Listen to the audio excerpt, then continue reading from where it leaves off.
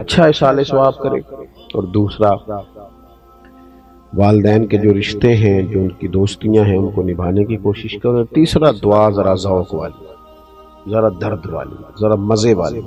میں تو کہتا ہوں ہر کام میں لطف لے کے نا، ہمارے ہاں محفلیں ہوتی ہیں، جلسے ہوتے ہیں، کچھ بھی، جب تک آپ اس میں پورے ذوق میں نہیں نا، پورے لطف میں نہیں، وہ بھی نا، دین کی چیزیں بھی بعض اوقات دنیا محسوس ہوتی، وہ جب تک آپ پر طاری ہوگی تو آپ کو مزہ دے گی، روحانی طور پر مضبوطی آئے گی۔ کسی کے لیے جب بندہ دعا کرتا ہے تو نام لیتا ہے کہ اللہ فلاں بن فلاں کی بخشش کرتا ہے، لیکن جب بندہ والدین کے لیے دعا کرتا ہے تو پھر نام نہیں لیتا، بلکہ قرآن پاک نے دعا یہ سکھائی ہے، والدین اگر چلے بھی گئے ہوں، قبروں میں بھی ہوں، تو پھر بھی دعا یہی ہے کہ ربنا اغفر لی ولوالدی، اے اللہ مجھے بھی بخش دے اور میرے ماں باپ کی بھی مغفرت فرما دے۔ یہ رشتے ٹوٹا نہیں کرتے، موت ان رشتوں کو توڑتی نہیں۔ جس طرح ماں باپ کے ساتھ زندگی میں رشتہ موجود تھا، اسی طرح ان کے انتقال کے بعد بھی ان سے رشتہ بندے کا موجود رہتا ہے۔ اعلیٰ حضرت فاضل بریلوی رحمۃ اللہ علیہ نے 12 حقوق کم و بیش ایسے بیان کیے ہیں جو ماں باپ کے انتقال کے بعد بھی اولاد کے ذمہ رہتے ہیں۔ ہم بہت ساری روایتی چیزوں کے قائل ہیں، اور میں یہ سمجھتا ہوں کہ بہت سارے لوگ ایسے ہیں جو بڑا کچھ جاننے کے باوجود، سمجھنے کے باوجود، شعور رکھنے کے باوجود اپنے شعور کے مطابق فیصلہ نہیں کرتے، بلکہ زمانے کے رواج کے مطابق فیصلہ کرتے ہیں۔ فہم و فراست کی، عقل و دانش کی ساری ان کی آنکھیں کھل جاتی ہیں، پر پھر بھی وہ دیکھتے ہیں کہ سوسائٹی کدھر جا رہی ہے، معاشرہ کیا کہتا ہے، لوگ اس معاملے میں کیا کرتے ہیں، لہٰذا مجھے بھی وہی کرنا ہے۔ یہ رشتہ بھی موجود ہے اور اس رشتے کے حقوق بھی موجود ہیں۔ کرنے کا کام یہ ہے کہ اپنے ارد گرد کے ماحول کے مطابق نہیں، اللہ اور اس کے رسول کے بتائے ہوئے طریقے کے مطابق ہم والدین کے بعد ان کے لیے طریقہ کار اختیار کریں۔ اصالہ ثواب ایک مسلمہ چیز ہے۔ اب ہمارے ہاں اصالہ ثواب کے لیے بہت لمبا چوڑا اہتمام ہوتا ہے، تو اصالہ ثواب کی بجائے بہت ساری جگہوں پہ دعوت بن جاتی ہے، اور اب تو گھروں میں جگہ کی دقت کی وجہ سے میرج ہالوں کے اندر اس کو جب سے منتقل کیا گیا ہے تو تب سے تو وہ ایک باقاعدہ نظریہ ہی ایک اور طرح کا ہوتا ہے، وہ تو ایک بالکل ماحول ہی اور نظر آتا ہے۔ اصالہ ثواب کا مطلب یہ ہے کہ آپ کوئی بھی خیر کا کام کریں جس پر ثواب کی امید کامل ہو اللہ کی بارگاہ سے، پھر وہ ثواب آپ اپنے والدین کے لیے یا کسی بھی جانے والے کے لیے وقف کر دیں، اس کو آپ احسال کر دیں۔ اور نبی پاک علیہ الصلوۃ والسلام کی خوبصورت تعلیمات میں اس کے ہمیں طریقے ملتے ہیں۔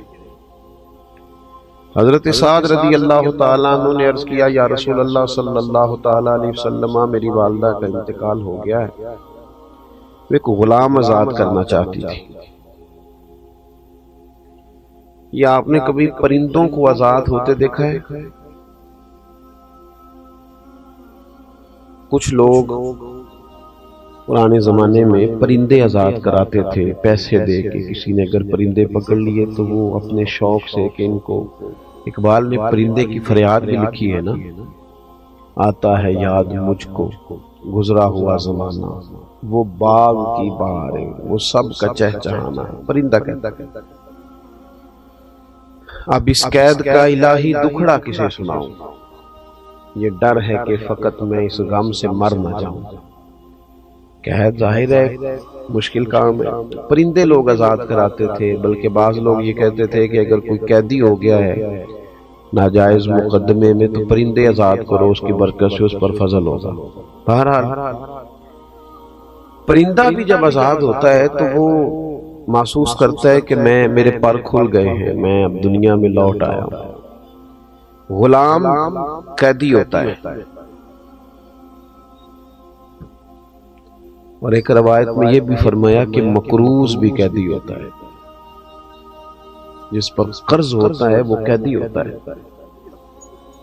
حدیث پاک میں موجود ہے. غلام بڑی تکلیف میں ہوتے تھے، نبی پاک علیہ السلام نے تدریجاً اپنے صحابہ کو یہ توجہ دلائی کہ غلاموں کو آزاد ہونا چاہیے. کفارے کے طور پر بھی کہا کہ جا تو 3 غلام آزاد کر، جا تو اتنے غلام آزاد کر. تو حضرت سعد نے عرض کی کہ والدہ انتقال کر گئی، ایک کو ذرا کم ہو جائے. والدہ چلی گئی ہیں، وہ ایک غلام آزاد کرنا چاہتی تھی، ایک شخص کو آزادی دینا چاہتی تھی. اپنے پیسے، یعنی خریدا جاتا تھا غلام کو، تو وہ جس نے خریدا ہے اس کو پیسے دے کے اس کو آزاد کرنا چاہتی تھی. تو یا رسول اللہ صلی اللہ علیہ وسلم، اگر میں اپنی اماں کی طرف سے وہ غلام آزاد کر دوں تو میری ماں کو اس کا اجر ہوگا؟ تو نبی پاک علیہ السلام نے فرمایا تو غلام آزاد کر، اللہ تیری ماں کو اس کا اجر عطا کرے گا.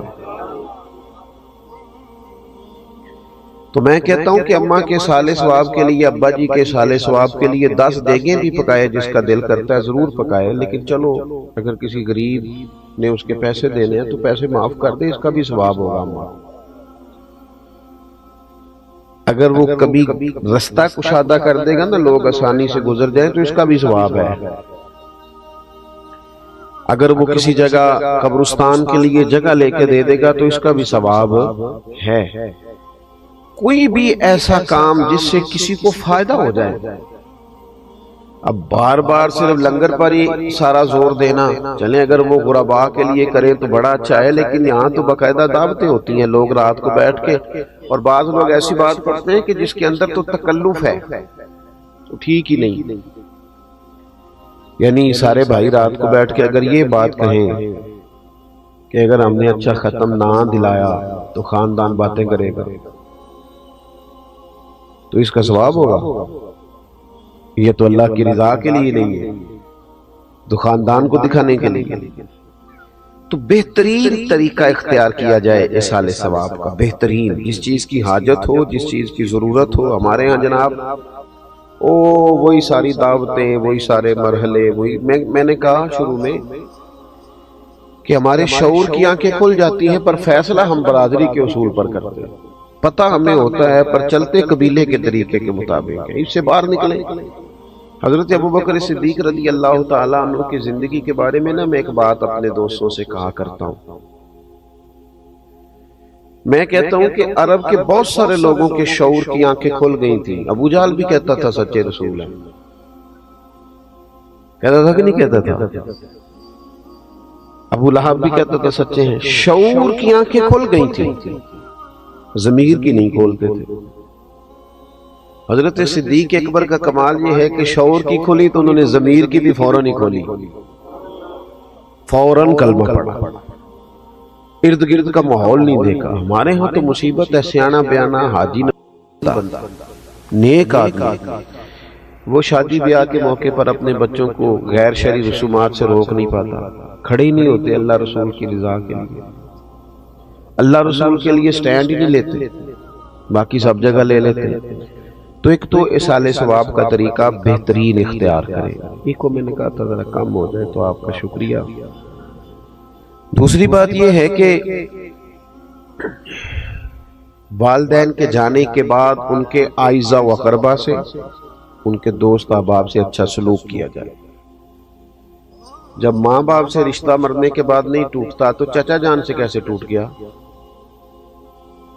ماموں سے کیسے ٹوٹ گیا، خالاؤں اور پھوپھیوں سے کیسے ٹوٹ گیا. ان کے رشتہ داروں سے اور ان کے دوستوں سے اچھا سلوک کیا جائے. ہمارا یہ مسئلہ بن گیا ہے کہ ہم سمجھتے ہیں کہ ایک بندہ چلا گیا ہے تو اب اس کے پیچھے سارے رشتے رخصت ہو گئے. یہ درست نہیں ہے. کوشش کریں کہ ان رشتوں کو لے کے چلیں.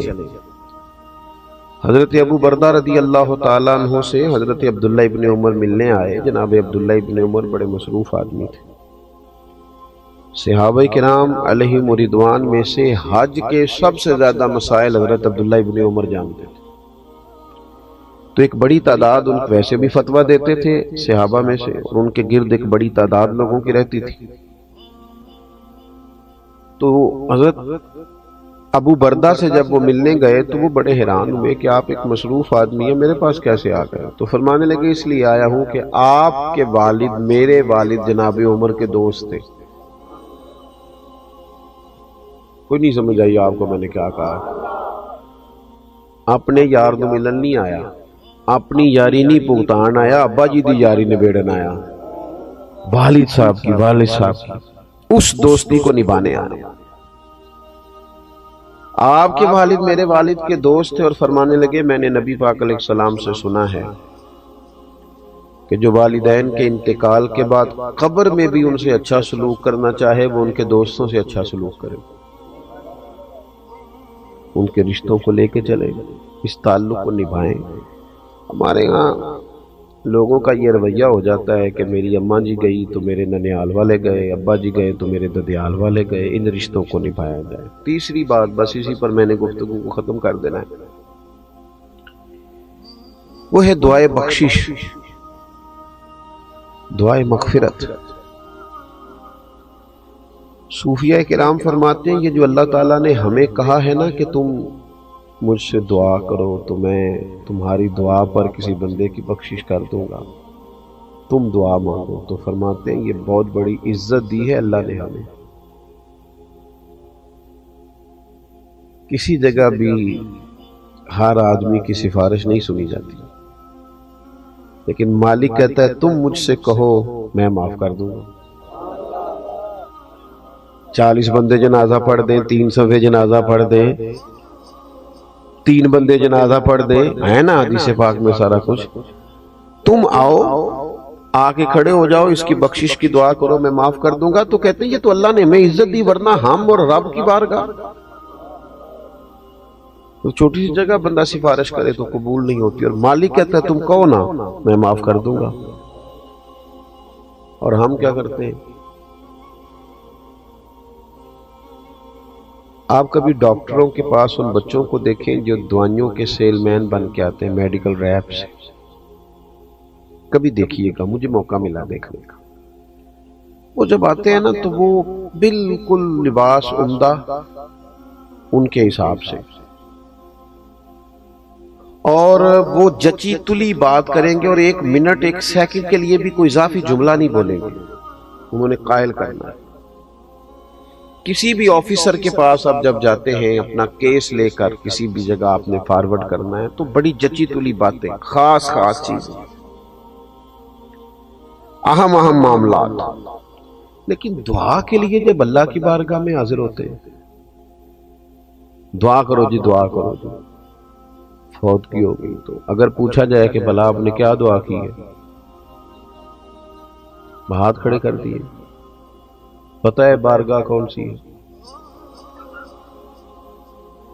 وہ دیکھیں نا. اور پھر جب بندہ دنیا میں کسی بندے کو بھی اپنے حق میں قائل کرتا ہے تو اس کا کوئی طریقہ ہوتا ہے قائل کرنے کا. وہ بڑے درد سے کہتا ہے کہ آپ کی مہربانی دی، بڑے ضرورت مند ہیں، آپ سے بڑا پیار ہے، آپ بڑے اچھے ہیں، آپ اگر مہربانی آپ نے اپنے حق میں قائل کرنا ہے نا. تو اللہ کی رحمت کو جب بندے نے منانا ہو اور پھر وہ بے توجہی سے دعا کرے، رٹے رٹائے جملے، رٹی رٹائی باتیں، وہ یار کسی کو بھی کسی نے منانا ہو تو کوئی طریقہ ہے، اور پھر مالک کریم کی بارگاہ کو راضی کرنا ہو. میں نے دیکھا وہ بس ٹھیک ہے، میری طرح کے پیروں مولویوں کے ذمے لگایا، اچھے لوگوں کی بات نہیں کرتا، تو ان کے پاس ایک رٹی رٹائی دعا ہوتی ہے سب کے لیے اکٹھی، اس میں نام ایڈ کیا، نئے بندے کر چلو جی چھٹی. وہ خدا کے بندے دعا مانگ، تھوڑی مانگ لے، 4 سیکنڈ کی مانگ پر درد سے مانگ. تو منا مالک کو، وہ بڑا کریم ہے، بڑی جلدی مان جاتا ہے. تو حاضری دے ذرا، تیرا مطلب تیری باڈی لینگویج بتائے کہ تو اسے منانے آیا ہے، تیرے لہجے کا حسن، تیرے لفظوں کی جولانی، تیرے انداز کا عجز، تیری انکساری، تیرا اس کی بارگاہ میں حاضری کا انداز، تو اسے منا رہا ہے، پتہ چلے۔ لیکن وہ جناب کیا بتائیں، میں دیکھتا ہوں لوگوں کو دعا کرتے، پھوڑی پہ بیٹھے ہیں، دعا مانگی جا رہی، اخبار بھی پڑھ رہے ہیں، سیاسی تبصرے بھی کر رہے ہیں، دعا بھی مانگ رہے ہیں، اور پھر اس کے بعد کہانیاں بھی رات کو سنائی جاتی ہیں، بڑے تعلقات نے جی اللہ دا فضل ہے جی 15 دن ہو گئے ہیں بیٹھے، لوگ آئی جا رہے ہیں۔ بھئی وہی آنا جانا تو کوئی کمال نہیں ہے، آپ تو کسی کی دعا کے لیے بیٹھے ہیں، یہ بتائیں کہ آپ نے کس درد سے مانگا، آپ کو پتہ ہے؟ حضور نے فرمایا قبر میں جو بندہ ہے وہ اس طرح ہے جس طرح کوئی دریا میں ڈوبنے والا۔ اس بات کی شدت کو ملاحظہ کریں، وہ اس طرح ہے جس طرح دریا میں کوئی ڈوب رہا ہوتا ہے۔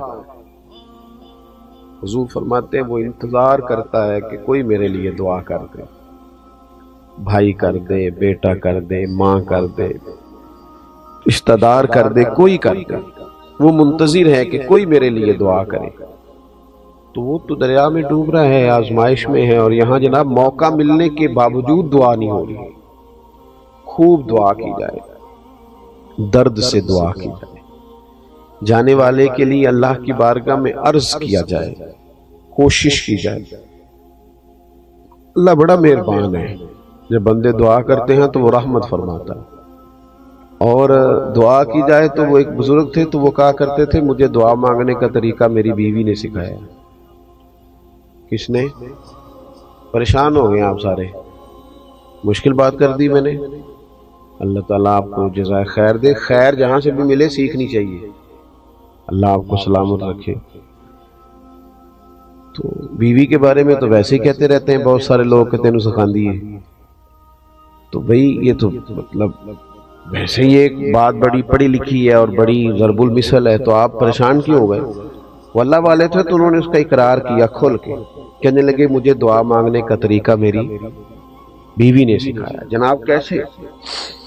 رب کا بندہ نہ اس کی لو لگی ہوتی ہے، کوئی بھی بات کر رہا ہو تو اس کی کیفیت کہیں اور ہوتی ہے۔ فرمانے لگے کوئی ضرورت تھی گھر میں تو میری اہلیہ نے، میری زوجہ نے مجھے کہا کہ کچھ پیسے چاہیے، گھر کا فلاں کام کرانا ہے۔ میں نے اسے کہا کہ ابھی میرے پاس نہیں ہے، کچھ دنوں میں پیسے آنے ہیں، آ جاتے ہیں تو تمہیں دے دیتا ہوں۔ 2-4 دنوں کے بعد خاتون خانہ نے پھر کہا کہ وہ آپ سے گزارش کی تھی کچھ پیسے چاہیے تھے، گھر کا فلاں کام، تو میں نے کہا بھی نہیں ہے میرے پاس۔ اب کہ اس نے وقفہ کم کر دیا اور اگلے ہی دن پھر پوچھ لیا کہ جناب وہ گزارش کی تھی پیسے، خواتین بار بار یاد بھی کراتی ہیں۔ کہتے مجھے غصہ آیا تو میں نے جھڑک ڈالا، میں نے کہا تو کیا مجھے ہر وقت پریشان کر دی، کہا ہے نا جب ہوں گے تو دے دوں گا، ڈانٹا میں نے۔ کہتے میں نے ڈانٹا تو وہ سلیقہ مند خاتون میری ڈانٹ سہتی رہی، پھر چپ کر گئی، اور اس نے ایک بات کہی تو مجھے رب سے مانگنے کا طریقہ آ گیا۔ وہ کہنے لگی تھوڑی دیر چپ رہنے کے بعد آپ ہی میرے شوہر ہیں، آپ سے نہ کہوں تو پھر میں کس سے جا کے کہوں۔ کہتے ہیں اس نے بات کہی، وہ چپ کر گئی تو میں رو پڑا۔ مجھے کہنے لگی کیا ہوا؟ میں نے کہا مجھے بھی سمجھ آ گئی ہے، جب میں کہوں گا نا تو ہی میرا رب ہے، تو میں نہ تجھ سے نہ کہوں تو مجھے بتا میں کس سے کہوں۔ میں کمزور پڑ گیا ہوں، کچھ چیزیں مجھ سے نہیں ڈیل ہو رہی، کچھ معاملات میں مالک میں چاہتے ہوئے بھی کامیاب نہیں ہو پا رہا، نیک نیتی بھی ہے، ارادوں کا وضو بھی ہے، اللہ میں تجھ سے نہ کہوں تو پھر میں کس سے کہوں۔ اجیب دعوت الداعی اذا دعان، وہ تو فرماتا ہے تو جب بھی دعا کرے گا میں تیری دعا قبول کر لوں گا۔ تو دعا کا رشتہ تھوڑا مضبوط کرے، اپنے جانے والوں کے لیے بالخصوص دعا کرے۔ وہ بھی ہم کسی سے کراتے ہیں، قرآن شریف بھی کسی سے پڑھوا لیتے ہیں، فلانا کام بھی کسی سے کرا۔ ہم نے کیا کیا اپنے ماں باپ کے لیے؟ ہم نے کیا کیا؟ وہ اتنے سپارے فلانا دے دے، اتنے دے لیں، ٹھیک ہے، درست ہے، ناجائز نہیں، پر یہ کہ میں نے کیا کیا اپنے ماں باپ کے لیے تو سارا کوئی دوسروں نے پڑھ کے دیا۔ وہ جو ساری زندگی انہوں نے میرے نام کر دی، جوانی میں بھی کپڑے سادے پہنے، اور جنہوں نے تھوڑا کھانا کھایا اور اولاد کو پالا تو ہم نے کیا دیا ان کو؟ تو اگر دعا بھی مضبوط نہیں ہو سکتی تو پھر پیچھے بچا کیا؟ تو یہ 3 باتیں میں نے آپ کی خدمت میں عرض کی ہیں، امید ہے کہ آپ اس پر توجہ فرمائیں گے۔ ایک تو یہ کہ اصال ثواب کا اچھا اور عمدہ طریقہ اختیار کریں، اچھا اور عمدہ۔ چند دن پہلے میرے پاس ایک صاحب آئے تھے، انہوں نے کہا 5 بھائی ہیں، میں جانتا تھا تو وہ باہر سے آئے تھے اپنے والد کے انتقال پر، تو جب میں نے ان کا انداز دیکھا تو میں نے ان سے کہا کہ کہنے لگے میں کچھ کرنا چاہتا ہوں اصال ثواب۔ تو میں نے کہا آپ کے تو 2 بھائی بڑے کمزور ہیں، بہت غریب ہیں، زیادہ ہی سگے بھائی۔ کہنے لگے ایسے ہی ہے۔ میں نے کہا آپ نا ان کے ساتھ ہی نیکی کر دیں، اللہ بھی خوش ہو جائے گا، ماں باپ بھی خوش ہو جائیں گے۔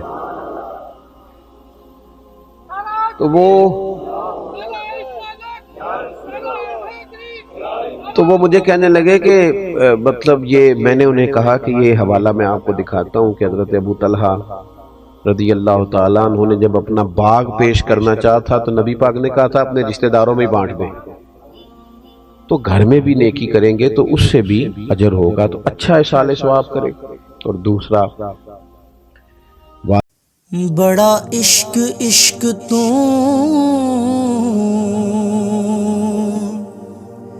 کرنا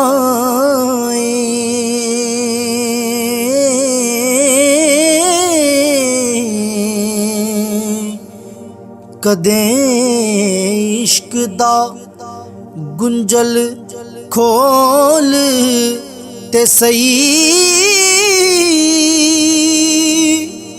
تینو مٹی وچ نہ رول دیوے